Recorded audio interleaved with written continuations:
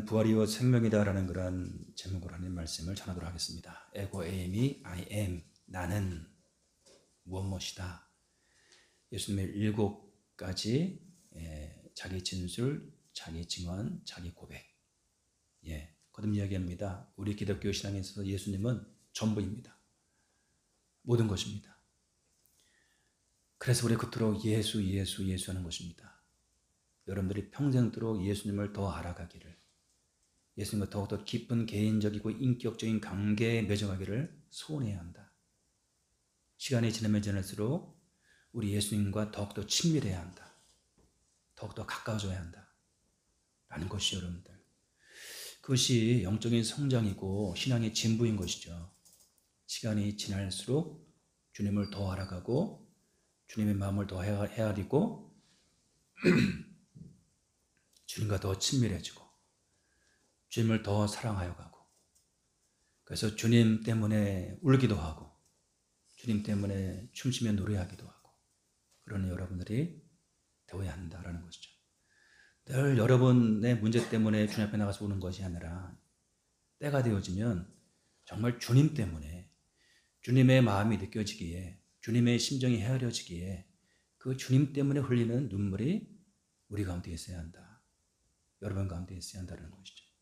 하나님 아버지의 마음을 알기 때문에 여러분 때로는 가슴이 찢어지기도 해요. 찢어지는 그러한 일들도 있어야 하고, 우리 주님의 심정을 알기에 주님의 기쁨으로 너무나 기뻐서, 너무나 가슴이 벅차서 그렇게 뛰면서 춤추면서 박수치면서 하나님께 영광 돌리는 그런 여러분들이 되어야 한다. 이게 무슨 말인지 모르면 안 된다. 이게 무슨 말인지 10년이 지나도 20년이 지나도 이것이 무엇인지 모르면 우리는 그냥 종교생활을 하는 것이다. 종교생활. 그래서 여러분들 특히 우리 주님을 알아가는 것, 우리 주님을 더욱더 사랑하여 가는 것, 이것이 우리의 신앙생활이다. 우리의 영적인 여정의 전부다. 라는 것이 여러분들. 자, 오늘 말씀 전합니다. 오늘은 부활이요 생명이다 라고 하는데, 예수님의 이러한 증언을 통해서 우리 주님께서 우리에게 무엇을 말씀하기 원하시는 것일까? 또 우리에게 무엇을 일깨우시고 어떻게 우리를 돕기를 원하시는 것일까? 위로하기를 원하시는 것일까? 살펴보기를 원해요. 틀림없이 여러분들 예언할 수 있는 것은 우리 모두는 죽습니다. 그렇죠? 우리 모두는 죽어요. 저는 그 젊을 때 몇 살까지 살면 좋을까? 2050년까지만 살자. 했더니 85세예요. 85세. 2050년까지만 살자. 85세 딱 좋을 것 같다. 그런 생각을 한 적이 있습니다. 그러고 보니까 여러분들 얼마 안 남았어요.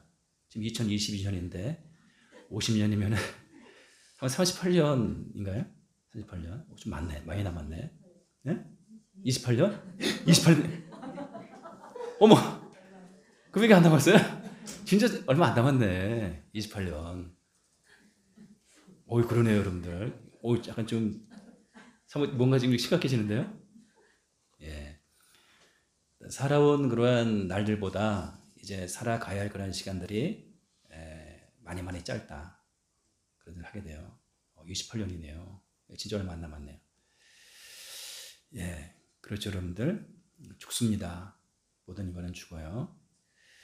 이 죽음의 문제는 사람들에게 인생이란 무엇인가, 삶이란 무엇인가,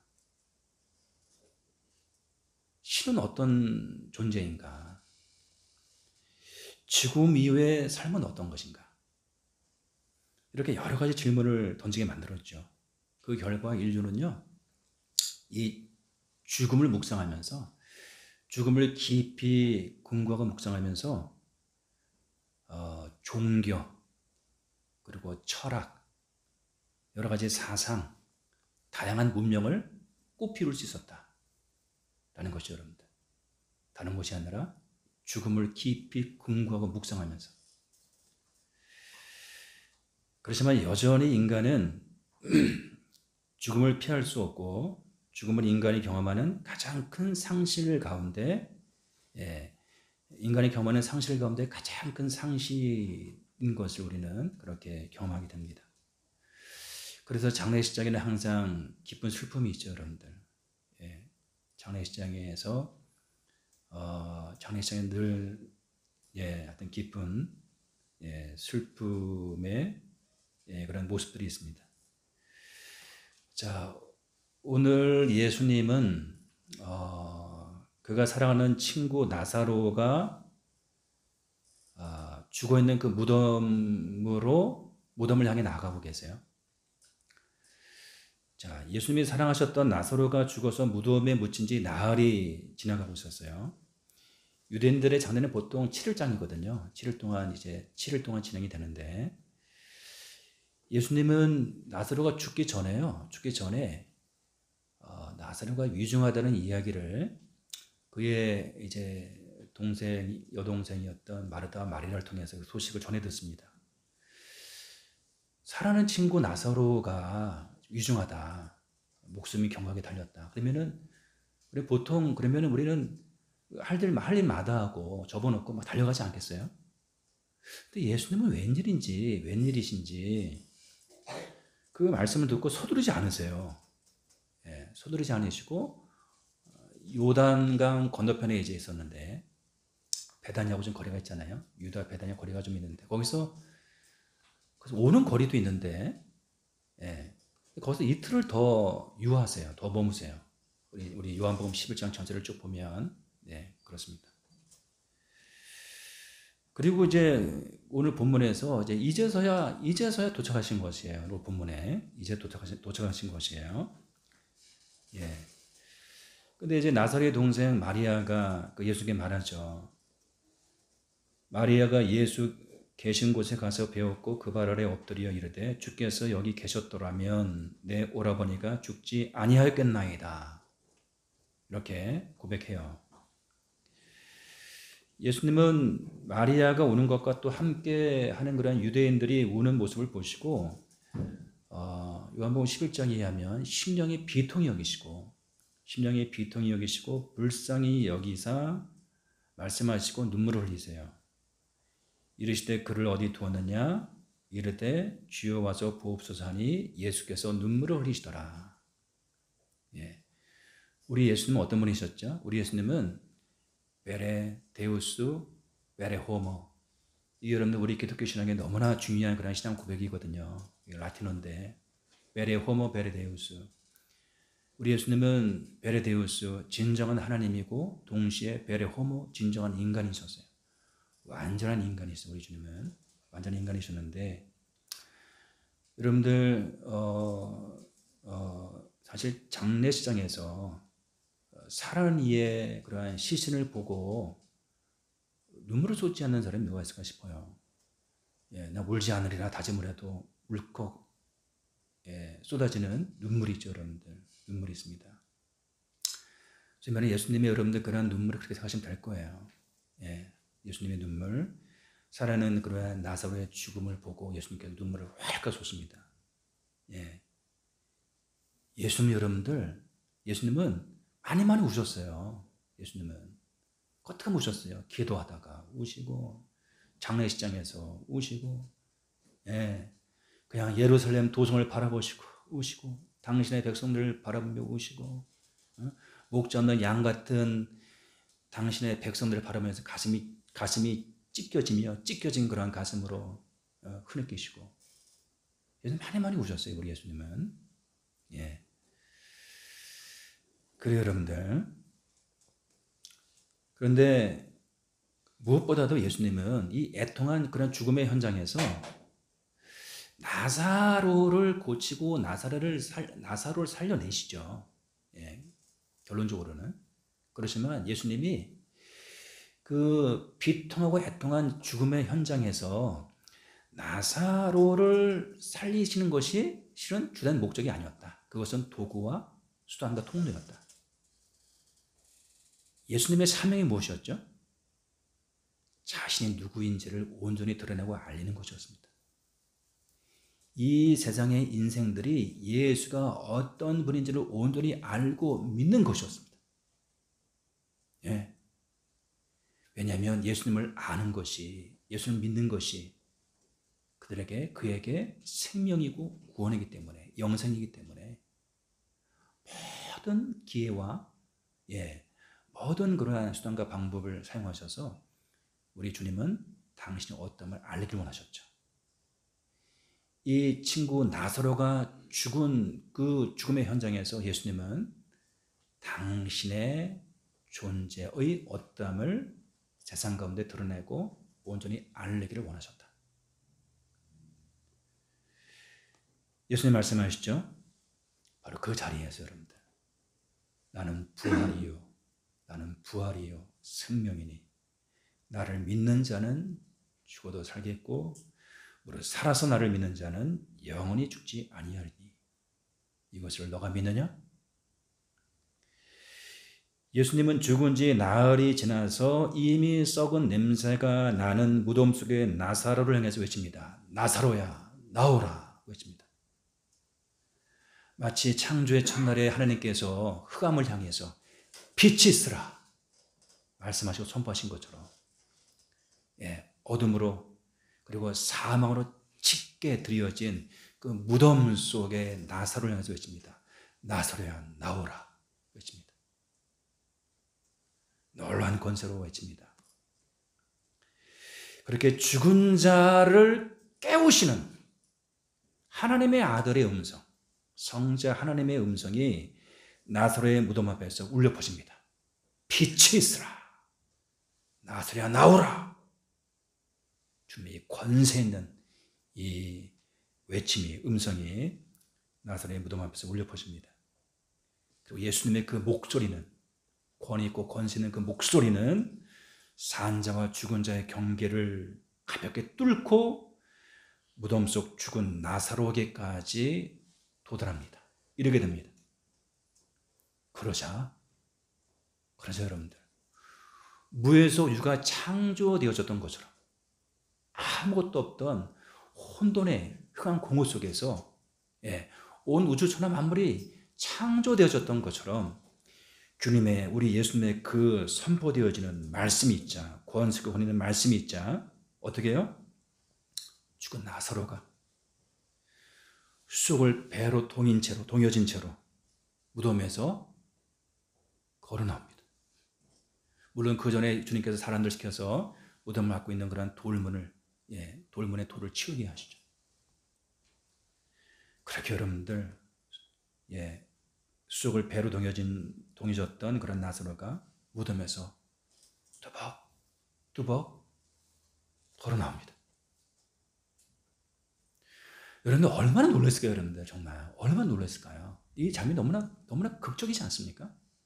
만약에 여러분의 그 현장에, 그 자리에 있다고 생각해 보세요. 여러분들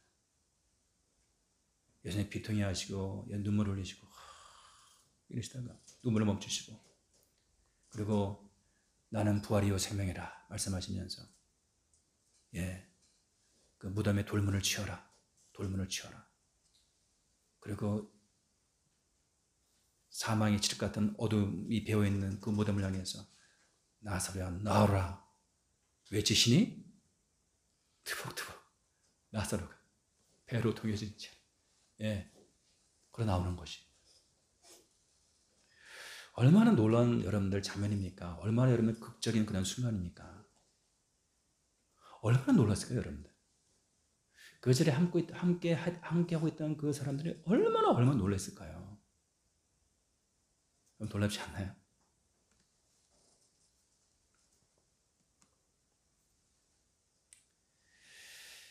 자, 우리 예수님은 이 기적, 요한복음의 기적을 요한복음 표적이라고 이제 그렇게 설명하죠.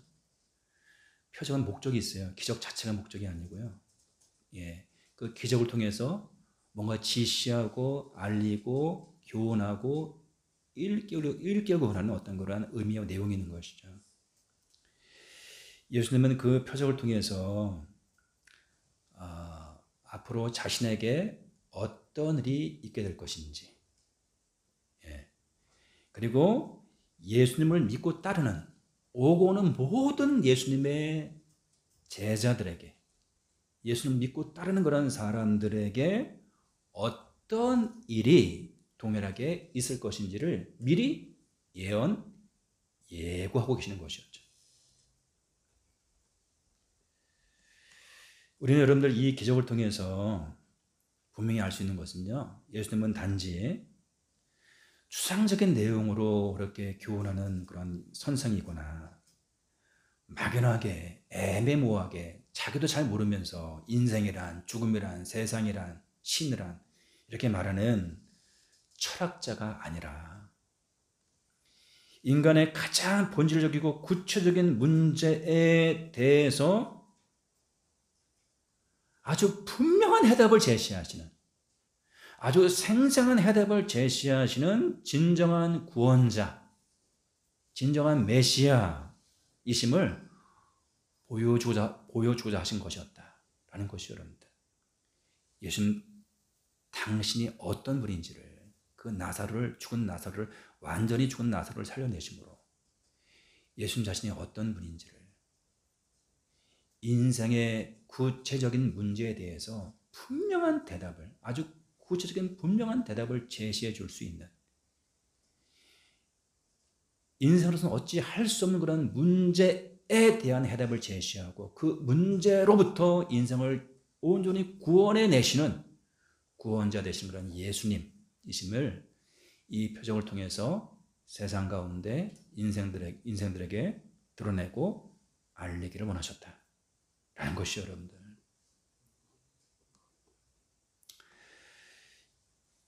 미국 세계 최고의 대학이라고 하는 그러한 그 대학들이 미국 동부 지역에 모였잖아요. 소위 말하는 아이비 리그라고 하는 그런 대학들. 이 미국 동부 이제 8개 대학 아이비 리그에 소문난 3대 명강의가 있다고 하죠. 예. 저도 보면 옛날에 우리 연세대 김동길 교수님 이런 분들 하면은 뭐 이렇게 학생들이 미어 터져가지고요, 일반 강의실을 채울 수가 없어가지고 대강당을 사용해서 그렇게 이제 강의를 듣고 있었는데, 하여튼 뭐 이런 이제 명강의가 아이비리그에 있는 거예요. 3대 명강의가 있는데요. 여러분이 잘 알고 있는 그 하버드 대학교의 마이클 샌델 교수의 정의란 무엇인가? 그리고 역시 하버드대 탈벤 샤르 교수의 행복이란 무엇인가? 그리고 예일대 셸리 케건 교수의 죽음이란 무엇인가? 이것이 아이비리그의 3대 유명한 그런 명강이라고 합니다.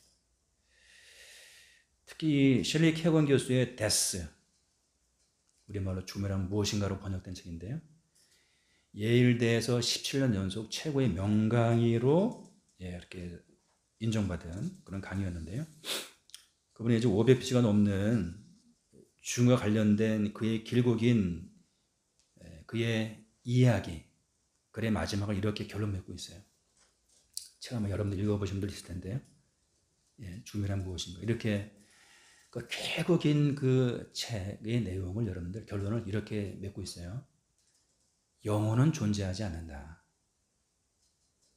인간은 기계에 불과하다. 물론 일반적인 기계가 아니라 놀라운 기계다. 사랑하고 꿈꾸고 창조적인 능력을 발휘하는 기계다. 계획을 세우고 다른 사람들과 함께하는 그런 기계다. 우리는 인간이라는 기계다. 그리고 그 기계가 작동을 멈추는 순간 모든 게 끝난다. 죽음은 우리의 머리로 이해할 수 없는 거대한 신비가 아니다. 죽음은 결국 컴퓨터가 고장난 것과 다를 바 없는 현상이다. 모든 기계는 언젠가 망가지게 되어 있다. 오래 사는 것이 전체적으로 내게 좋은 것인 한 죽음은 나쁜 것이다. 영생을 좋은 것이라고 말할 수는 없다. 사실 영생은 우리에게 축복이 아니라 저주에 가깝다. 이분이 말하는 영생은 이제 시간적인 영생을 말하는 것이겠죠. 한편으로는 너무 빨리 죽는다는 사실에 슬퍼하면서도 다른 한편으로는 삶의 기회를 부여받은 게 얼마나 놀라운 행운인지 이해함으로써 우리는 인생의 균형을 잡을 수 있다. 하지만 삶의 기회를 부여받은 게 놀라운 행운이라고 해서 살아있는 게 늘 좋은 것이라고 말할 수는 없다. 슬프게도 어떤 사람들에게는 그렇게 이야기할 수 없는 순간이 찾아온다. 그리고 그런 순간이 찾아왔을 때 삶은 무슨 일이 벌어지건 어떤 상황에 처건 끝까지 이를 악물고 지켜야 할 의무는 아니다. 이를 악물고 내가 살아야 돼. 그런 의무는 아니다.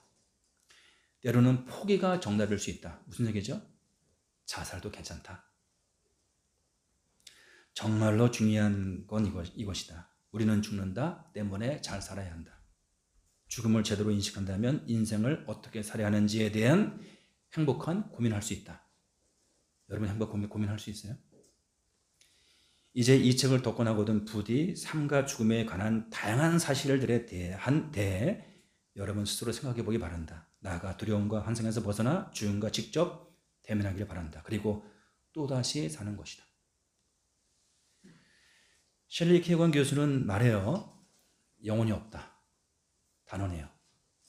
영생도 없다. 인생이라는 것이 꼭 참고 인내하며 살아만 하는 것은 아니다. 필요하다면, 정말 원한다면 자살도 괜찮다. 시간이 지나면 컴퓨터가 고장이 나고 팩이 좁은다는 것처럼 인간이라는 존재도 그런 기계와 같다. 언젠가 죽을 존재라는 것을 알면 오늘 나의 인생을 어떻게 살아야 할지 행복한 고민을 하게 된다. 여러분들 최고의 석학이요 지성이라고 하지만 이번에 강의를 듣고 이번에 책을 읽은 사람들이 과연 어떤 도움을 받을 수 있을까? 제가 잠깐 여러분들 이번에 결론적인 이야기했지만 이것이 여러분들에게 도움이 되나요? 아 그렇구나. 죽음이라 그렇구나. 죽음에 비추어서 인생을 살펴보니 인생의 의미가 삶의 의미가 명확해지네. 내가 잘 살아야겠네. 행복하게 살 수 있겠구나. 그런 깨달음이 됩니까 여러분들?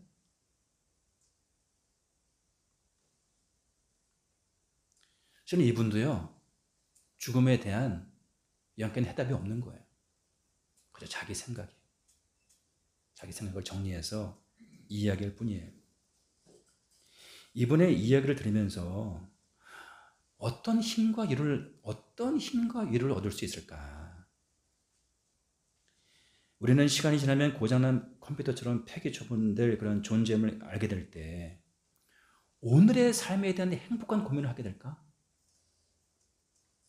도대체 무슨 말인지, 무슨 철학인지, 무슨 사상인지, 무슨 말인지 알겠지만 그것이 우리에게 위로가 되진 않는다. 희망이 되진 않는다. 허무하고 무의미하다. 우리 삶이 고작 그런 것이라니.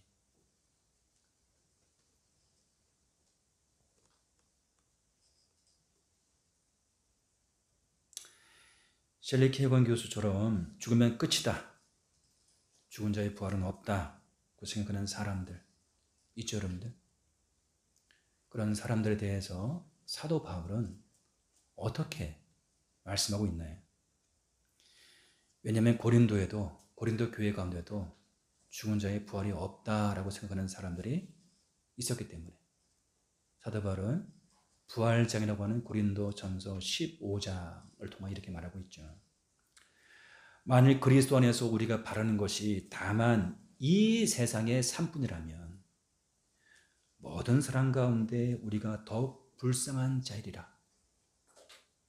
우리 믿는 자들, 그리스도인들 그렇게 참고 절제하며 인내하며 선을 베풀며 어떻게 해서든 사랑을 나누며 실천하며 그러나 우리 그리스도는 더욱 불쌍한 자일 것이다.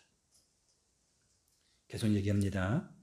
내가 사람의 방법으로 에베소에서 맹수와 더불어 싸웠다면 내게 무슨 유익이 있으리요? 죽은 자가 다시 살아나지 못한다면 내일 죽을 터이니 먹고 마시자 하리라.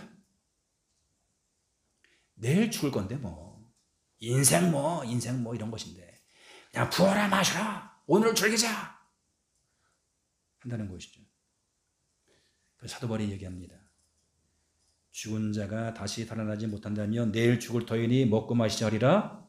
속지 말라. 칼리 셰건 교수에게 속지 말라.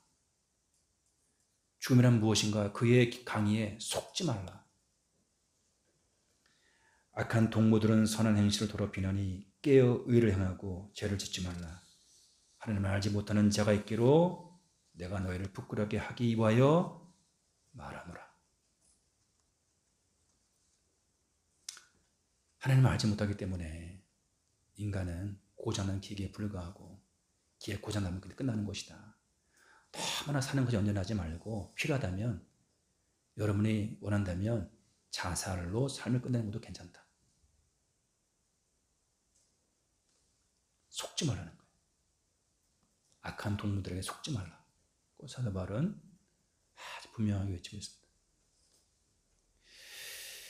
죽으면 끝이라고 생각한다면 대부분의 사람들은 이 세상의 삶의 전부인 것처럼, 오늘이 전부인 것처럼 살게 될 것이고, 그들은 내일 어차피 죽을 터이니 오늘 먹고 마시자면서 살게 될 것이다. 그들은 유한한 삶을 자기 자신만을 위해서, 오히려 자기 자신만을 위해서, 순간의 쾌락을 위해서 목숨을 거는, 마음껏 죄를 짓는 그런 삶을 살게 될 것이다. 그러다가 그들은 무가치하고 무의미한 삶에 진정으로 허탈해하며 힘겨워하다가 죽어날 것이다. 이게 뭔가 도대체? 이게 뭔가? 기독교는 로마 제국에서 무려 300년 동안 박해를 받았죠. 자주 얘기했습니다. 수많은 성도들이 순교의 제물로 사라지는 가운데 로마 제국의 콘스탄틴 황제는 AD 313년에 기독교를 공식적으로 인정하고 박해를 중단해요. 시간이 더 지나서 380년에 데오도시우스 황제는 마침내 기독교를 로마 제국의 국교로 채택하고, 그리고 기독교만을 제국의 유일한 종교와 신앙으로 채택해요. 다른 어떤 종교도 어떤 신앙도 인정하지 않아요. 놀랍죠, 여러분들? 300년 동안 그렇게 온 제국의 영향을 돈해서 핍박하고 박해하고 멸절하고자 했던 그런 종교를 그들의 유일한 종교와 신앙 체계로 채택을 해요. 어떻게 그것이 가능했을까? 무엇이 그러한 놀라운 그러한 역전을 가능하게 만들었을까라는 것이죠. 궁금하지 않아요? 정말 여러분들 300년 동안 완전히 박멸하려고 온 제국 차원의 영향을 돈하면서 그렇게 힘을 썼는데, 이제는 그 여러분들 온 제국이, 로마 제국 전체가 오직 유일한 종교와 신앙 체계로 기독교를 채택했다고요. 어떻게 된 것이죠, 여러분들? 여러 가지 이유가 있었겠지만 무엇보다도 그리스도인들이, 믿는 자들이 황제와 로마 제국 백성들, 그 신민들의 마음을 사로잡았기 때문이다. 황제의 마음을 사로잡고 로마 제국 모든 사람들의 마음을 사로잡았기 때문이다. 특히 이 구별되어진, 그들과는 전혀 다른 수준, 전혀 질적으로 전혀 차원이 다른 삶을 살아내는 그리스도인들을 바라보면서요, 그 아주 깊이 심각하게 도전을 받죠. 그리스도는 어떤 사람들이었습니까? 300년 동안 제국 차원의 박해를 받는 이 그리스도인들, 그들은 한마디로 우리말로 하면 법 없이도 사는 사람들이었어요. 법 없이도 살 수 있는 사람들, 사는 사람들. 서로를 사랑하고, 그리고 그들을 박해하는 이웃을 위해서 자신을 희생하며 섬기는 사람들. 무엇보다 여러분들, 그리스도인들은 죽음을 맞이하면서 너무나 다른 모습으로 반응하였던 것이죠. 죽음을 맞이하는 그리스도인들의 의연함과 담대함, 죽음을 맞이하는, 죽음을 목전에 둔 그 믿는 자들, 예수 그리스도의 사람들의 그 의연함과 그 담대함, 그 자유함, 그 평안함,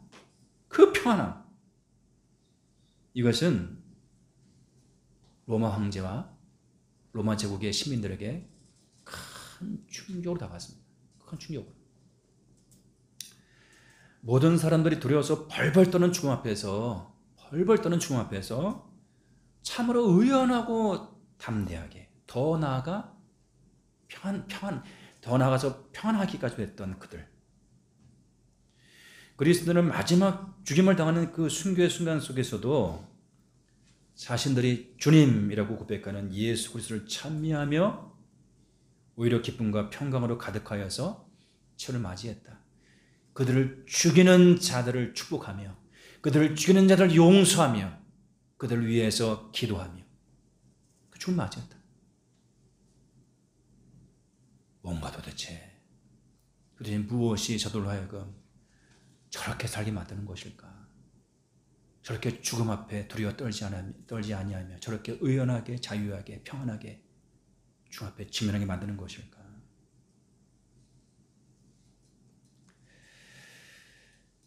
그 시험들 로마 제국 전체 가운데 깊은 충격과 도전을 주었고 오랜 세월에 걸쳐 로마 제국의 마음을 완전히 사로잡게 된 것이다.